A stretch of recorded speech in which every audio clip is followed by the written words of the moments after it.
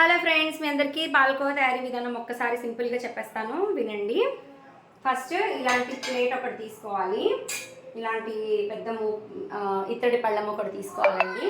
తీసుకున్న తర్వాత 2 లీటర్ పాలు అందులో పోసేయాలి. పోసేసి బాగా కలుపుతూనే ఉండాలి. ఇలా అడుగంటకుండా ఇలా కలుపుతూనే ఉండాలి. ఇలా కలిపిన తర్వాత మీరు నెక్స్ట్ అంతా కలిపిన తర్వాత షుగర్ని బాగా చిక్కబడుతున్న టైంలో షుగర్ని అందులో యాడ్ చేయాలి. యాడ్ చేసి మళ్ళీ కలుపుతూనే ఉండాలి. అలా కలుపుతున్న తర్వాత ఇలా చిక్కబడుతుంది.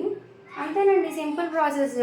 అంతా చిక్కగా అయిపోయిన తర్వాత దాన్ని జస్ట్ ఒక నేతి చుక్క ఇందులో వేసి అందులో కాస్త కొంచెం నెయ్యి వేసి కొంచెం ఒక డ్రాప్ తీసుకొని ఇందులో ఇలా ఉండలా చేసి టెస్ట్ చేసుకోండి.